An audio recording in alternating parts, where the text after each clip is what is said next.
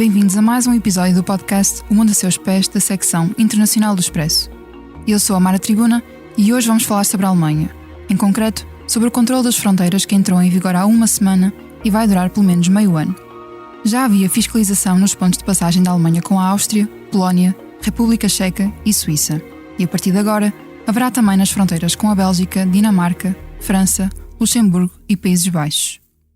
O governo de Olaf Scholz justificou esta nova medida com a necessidade de fortalecer a segurança interna do país, combater a migração irregular e conter eventuais riscos de supostos extremistas islâmicos. Para nos falar sobre este assunto temos connosco Teresa Violante, investigadora na Universidade de Erlangen-Nuremberg, na Alemanha, e colunista do Expresso. Olá, Mara. Obrigada pelo convite. O apoio à gravação é de Salomé Rita e a edição técnica é de João Luís Amorim. Caro ouvinte, daqui, posto emissor do Movimento da Música em Portugal. Eu sou Miguel Cadete, diretor do Blitz, isto é um takeover. É isso mesmo, o podcast Posto Emissor tomou conta deste podcast que agora estava a ouvir.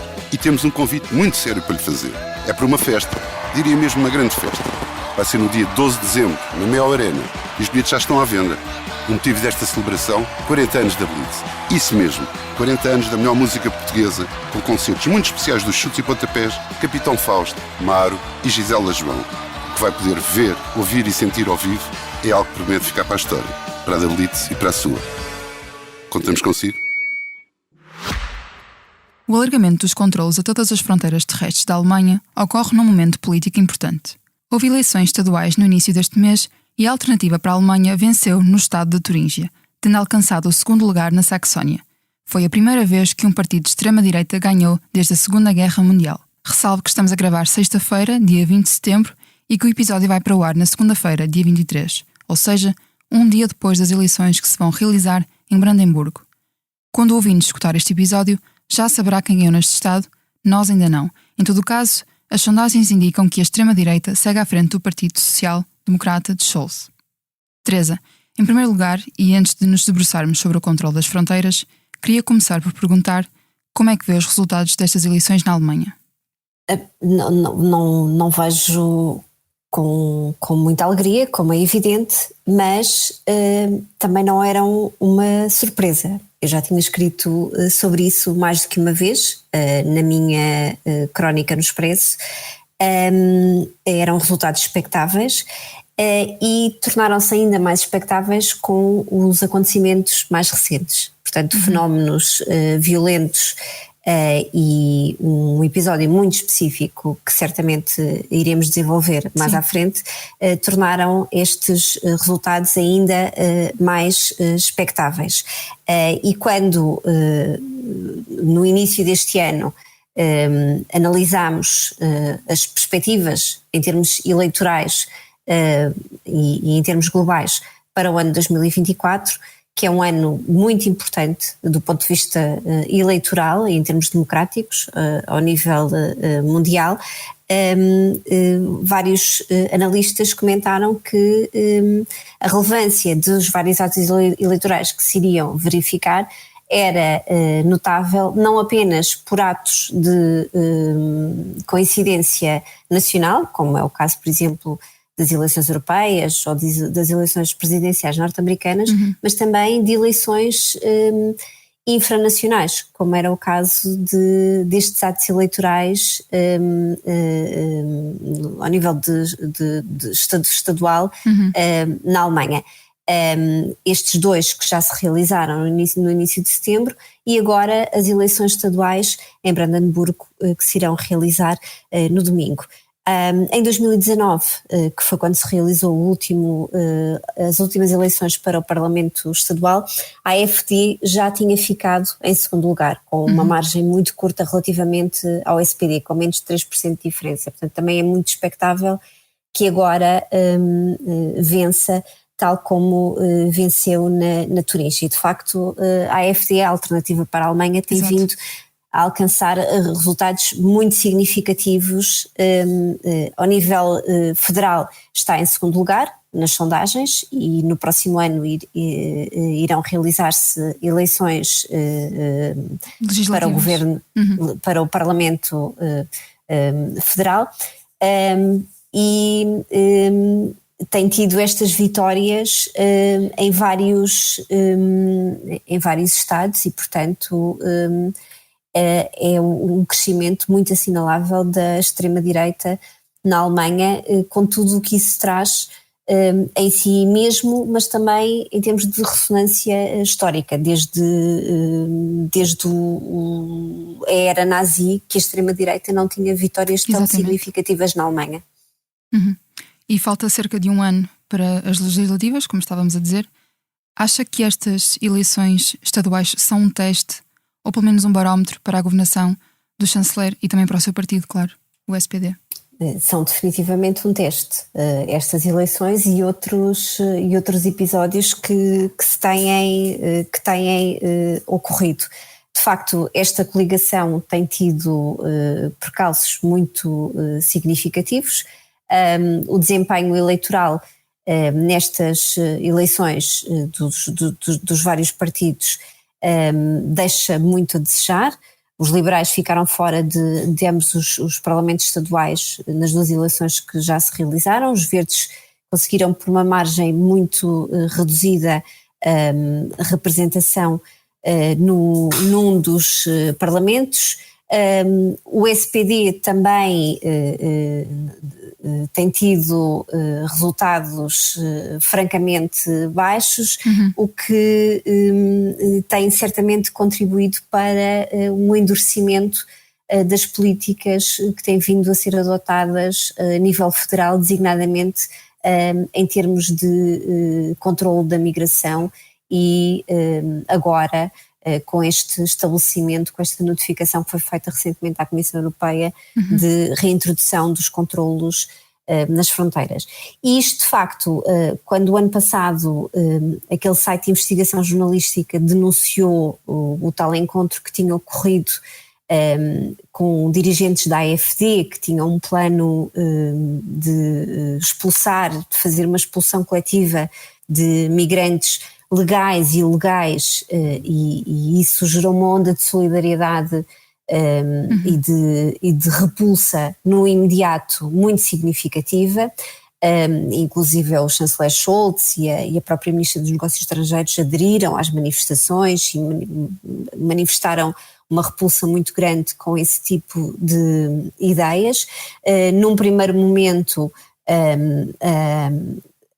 a reação política foi essa, mas de facto os acontecimentos dos últimos meses mostram que perante acontecimentos como atentados terroristas e ameaças à segurança interna e à ordem pública, sobretudo quando conjugados com atos eleitorais, contribuem, pelo menos no imediato, para um endurecimento das políticas que são aplicadas nestas matérias.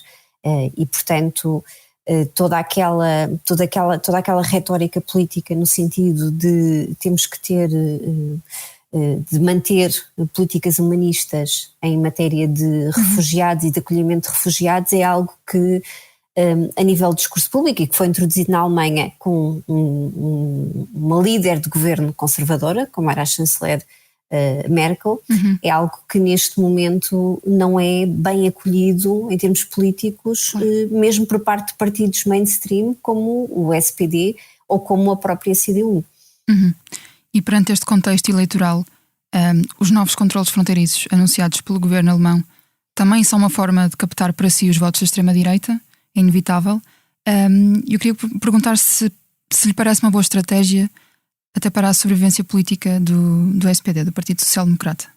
Quando analisamos controlos como estes, o estabelecimento de controlos nas fronteiras internas confluem sempre necessariamente duas linhas analíticas, que é a linha jurídica e a linha política. E de facto o espaço Schengen, que é uma construção juridificada, tem sempre uma dimensão política muito forte. E vai estar sempre sujeito às evoluções, ao ambiente político que se vive. Quando surgiu o primeiro regulamento, o primeiro acordo Schengen, em 1985, não previa sequer a possibilidade de, mesmo a título excepcional, serem introduzidos controlos nas fronteiras internas. Essa possibilidade surge apenas em 1995, mas a pormenorização desses controlos é densificada apenas em 2006. Mas a banalização do recurso a esse instrumento, e nós estamos já numa fase de uma certa banalização, pelo menos ao nível da frequência com que existe o recurso à introdução de controlos de uma forma casuística nas fronteiras internas no espaço Schengen, surge a partir da crise migratória de 2015. Portanto, se até 2015 nós estávamos a falar em termos de números, de cerca de 30 ou 40 situações que até então tinham ocorrido, pontuais. Por exemplo, Portugal tinha introduzido temporariamente controlos a quando da Cimeira da NATO em 2010, portanto, a propósito de situações muito pontuais, como eventos de grandes dimensões que catalisavam a necessidade de controlos nas fronteiras. Com a crise migratória entramos num outro paradigma. E num outro paradigma que motivou também a ocorrência de alterações mais frequentes à própria regulamentação. Portanto, à própria densificação normativa. As últimas alterações entraram em vigor já este ano. E, portanto, esta notificação que é feita pela Alemanha é feita já na vigência das alterações que foram feitas o ano passado, por acordo entre todos os Estados-membros que participam de Schengen e que, entretanto, entraram em vigor. E aqui existe alguma dissonância entre aquilo que é o wording, ou seja, as próprias palavras do Código das Fronteiras Schengen, as próprias palavras que são utilizadas pela Comissão, mas depois aquilo que efetivamente consta da regulamentação normativa. E, de facto, a introdução, esta possibilidade de existirem controlos nas fronteiras internas é uma situação de último recurso, excepcional, que deve durar o mínimo tempo necessário também. Exatamente, mas na verdade as situações em que pode haver recurso às mesmas de uma forma, quer seja de uma forma unilateral por parte dos Estados-membros, quer seja por parte da própria Comissão Europeia, as situações que podem justificar este tipo de situações têm vindo a ser alargadas. Sim. E, portanto, o que não significa, na minha opinião, que possamos dizer com demasiada ligeireza que Schengen está a ser posto em causa ou que Schengen está em crise.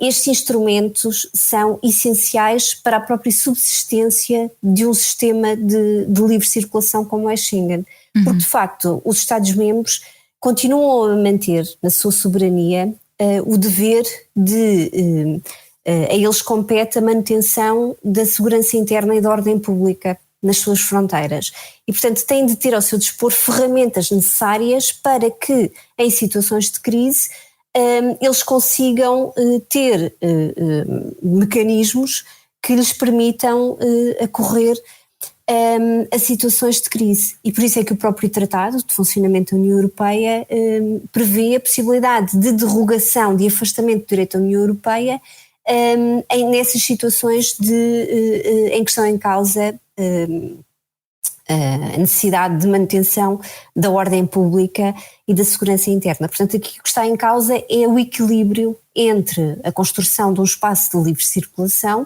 e aquilo que são os deveres dos Estados de garantir a segurança dos seus próprios cidadãos e dos cidadãos que se encontram no seu território.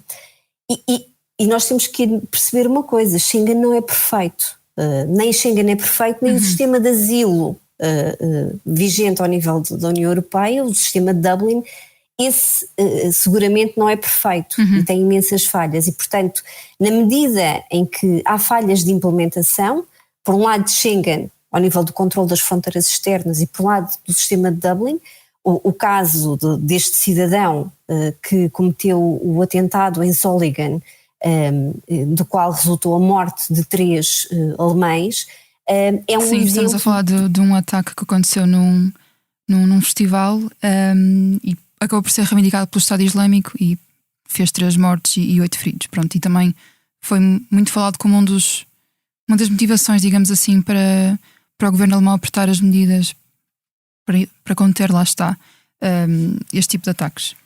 Exatamente. Portanto, era um cidadão sírio que entrou em território Schengen pela Bulgária, mas que estava na Alemanha, à luz do sistema Dublin, que é o sistema que rege o direito de asilo no espaço europeu. O Estado competente para aferir da legalidade do pedido de asilo formulado por este cidadão seria a Bulgária, tanto que ele requeriu asilo na Alemanha e a Alemanha rejeitou o seu pedido precisamente porque não era o Estado responsável pelo processamento desse pedido. O que sucedeu foi que a devolução do cidadão búlgaro à Bulgária já devia ter ocorrido e não ocorreu, como sucede em muitos outros casos, porque, como eu estava a referir, o sistema Dublin sofre de um déficit estrutural de implementação. E aqui a Alemanha tem um problema que surge por vários motivos, que tem sido sobrecarregada com muitos refugiados, com muitos requerentes de asilo, tem estruturas a nível municipal, a nível estadual e também a nível federal que estão sobrelotadas. E foi esta mistura explosiva que está aqui na origem e que serve de justificação, na ótica do governo alemão, para requerer a introdução de controles em todas as fronteiras terrestres. Ou seja, vê aqui uma necessidade real de conter a imigração irregular na Alemanha, ou seja, momentos eleitorais à parte, esta medida faz de facto sentido? Eu não sei se ela faz sentido. Okay. Eu não tive acesso ao pedido, tanto quanto é do meu conhecimento, a comunicação que deu entrada na Comissão Europeia não é pública. Já foi feito um pedido de acesso a esse documento à luz da legislação alemã vigente em matéria de acesso a documentos administrativos. Sei que sempre que houve acontecimentos semelhantes noutros Estados-membros, como foi o caso, por exemplo, de atentados terroristas em França, a resposta política que sucedeu foi uma resposta semelhante de introdução de controlos nas fronteiras. O que sei também é que o recurso a este mecanismo é escrutinável judicialmente.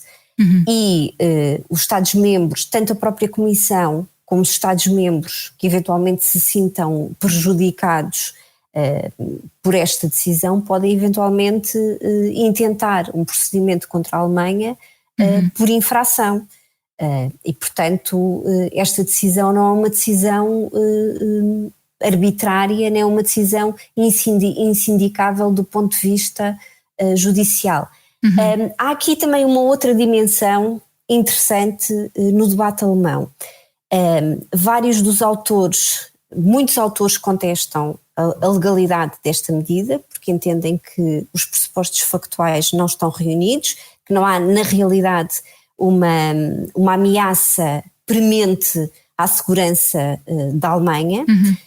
Outros autores entendem que sim, que estão reunidas as condições.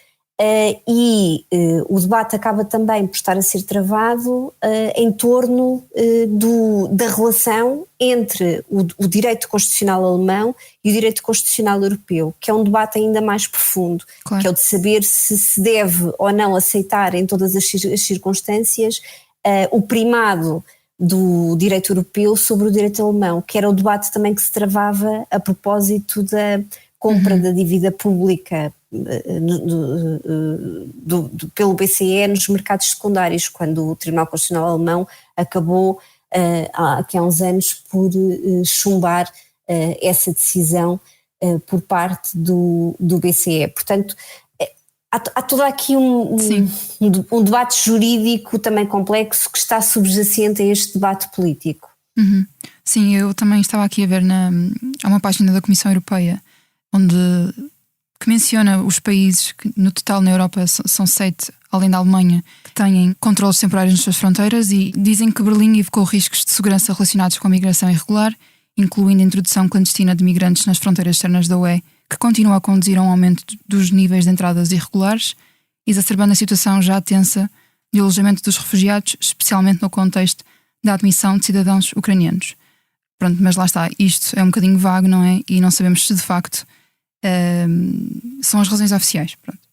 Mas quando houve o atentado do Hamas a Israel, em 7 de outubro, houve vários países que a seguir também introduziram controles temporários a esse propósito. Portanto, não é uma situação tão pouco sim, lá está. Neste momento são 8 os países da Europa que têm controles nas fronteiras. Aqui nós estamos perante um fenómeno que já se assumiu que vai durar 6 meses, que é o prazo máximo que está previsto no Código das Fronteiras Schengen, de duração possível até que seja exigível ao Estado-membro que forneça justificação adicional. Portanto, a partir dos 6 meses, o Estado-membro tem de fornecer justificação adicional e tem de adotar medidas de mitigação e relatório adicional, mas na verdade a última alteração que entrou em vigor este ano permite que, em circunstâncias excepcionais, estes controlos, no caso de ameaça à segurança interna, podem ir até 3 anos. Okay. E era algo que não estava previsto na redação anterior. Portanto, as próprias revisões que Schengen tem vindo a sofrer têm sido no sentido de se darem mais ferramentas aos Estados-membros por um lado e à Comissão por outro, no sentido destas exceções à livre circulação estarem robustecidas.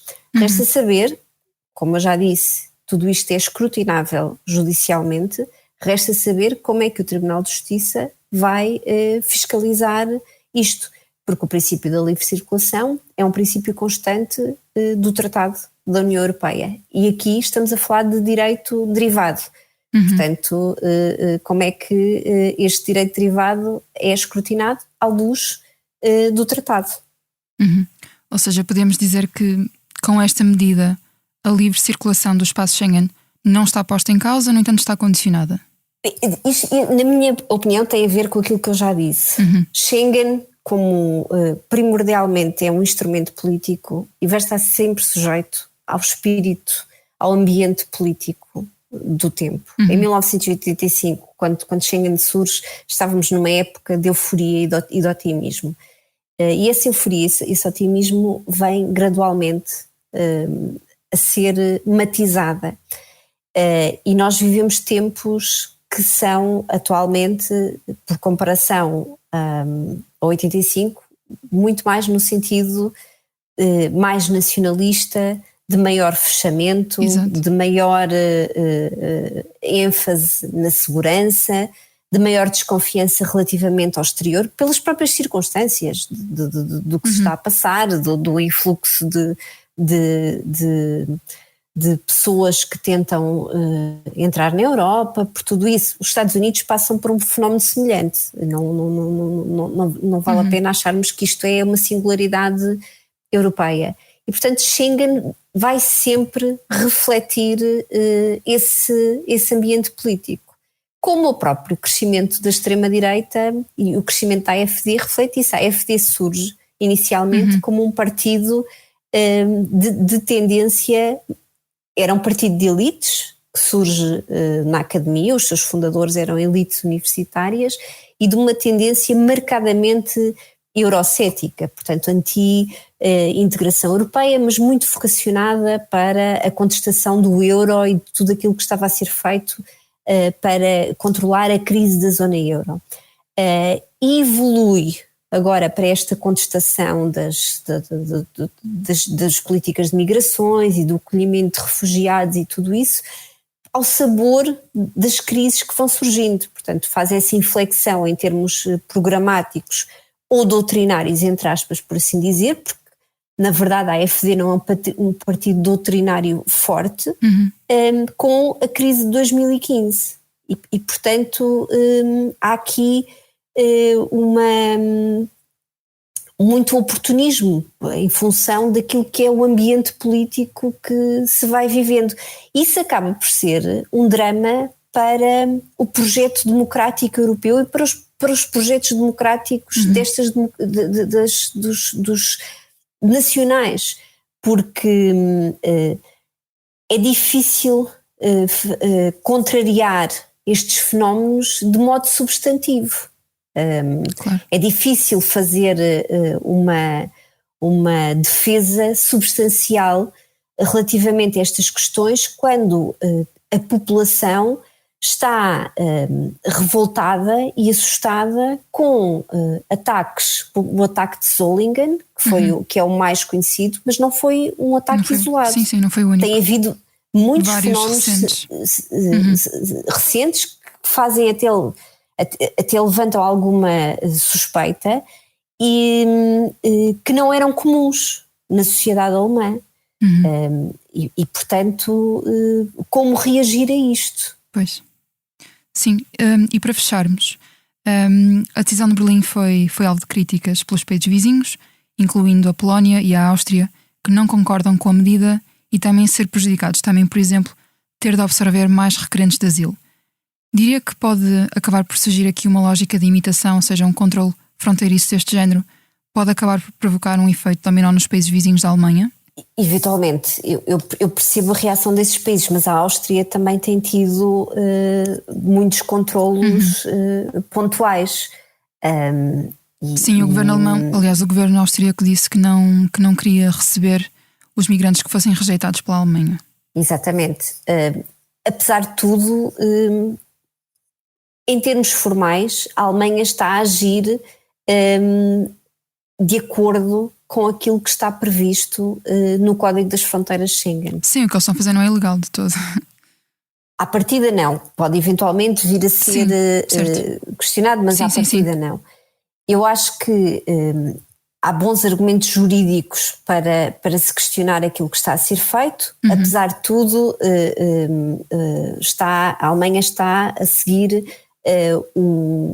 aquilo que está previsto em termos normativos. E, portanto, eu acho que a discussão que esses países estão a travar é uma discussão política. Claro. Mais criticável, na minha opinião, é aquilo, por exemplo, que foi feito muito recentemente pelo Geert Wilders, dos Países Baixos, que anunciou que iria pedir, ou que já pediu à Comissão Europeia, um opt-out dos Países Baixos relativamente à política de migração europeia, que é algo que não é possível sem alterar os tratados. E, portanto, alterar os tratados implica o acordo de todos os Estados-membros. E toda aquela manobra me parece uma jogada política sem cobertura legal. Ou até aquilo que foi a reação do ministro Salvini há uns anos, quando deu ordens para fechar o Porto, e agora está a ser julgado, e o Ministério Público italiano pede uma pena de prisão de 6 anos por aquela decisão política que é de facto altamente recriminável do ponto de vista jurídico, em que aquele barco da Open Arms andou em ping-pong entre Valletta, entre Malta e Itália, com 100 e tal migrantes a bordo. Alguns deles tiveram que ser evacuados de helicóptero porque estavam em risco de vida. E, portanto, eu acho que, apesar de tudo, aquilo que se está a passar na Alemanha é delicado, é complicado juridicamente, mas ainda estamos num ponto que está com cobertura normativa e escrutinável judicialmente, e de alguma forma tem precedentes naquilo que foram comportamentos de outros Estados-membros. Apesar de, em termos políticos, eu achar que está a haver uma cedência se calhar demasiado facilitada às exigências não só da extrema-direita, mas sobretudo da CDU. Porque quem eu vejo a ser mais vocal, pelo menos de uma perspectiva mais sonora, é mesmo o líder da CDU, Friedrich Merz, que foi quem exigiu logo poucos dias a seguir ao atentado que o governo tomasse medidas e que se não fizesse, que se não suspendesse a aplicação do sistema Dublin e passasse a aplicar o direito nacional, então a CDU, que neste momento está muito bem posicionada para vencer as próximas eleições federais, que a CDU cessaria qualquer colaboração a este nível com o governo federal. Portanto, eu acho que já nem é só uma extrema-direita, sim.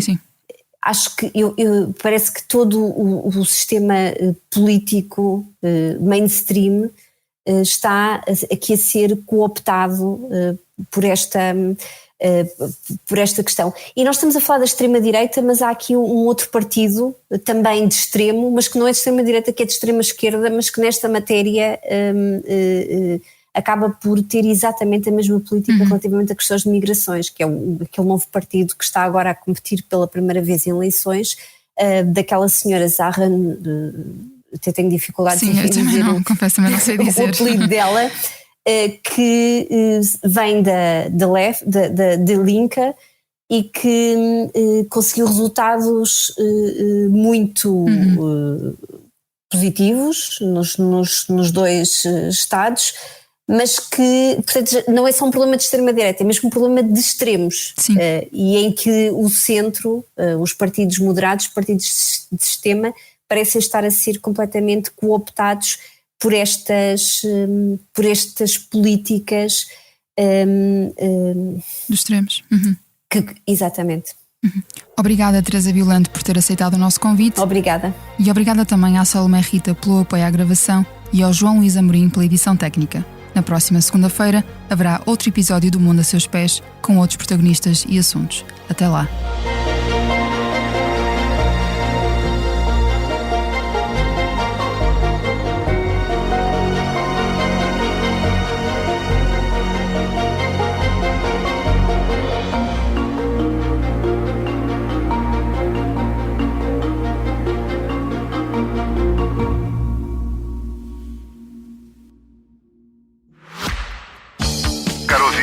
Daqui, posto emissor do Movimento da Música em Portugal. Eu sou Miguel Cadete, diretor do Blitz, isto é um takeover. É isso mesmo, o podcast Posto Emissor tomou conta deste podcast que agora estava a ouvir. E temos um convite muito sério para lhe fazer. É para uma festa, diria mesmo uma grande festa. Vai ser no dia 12 de dezembro, na Mel Arena, e os bilhetes já estão à venda.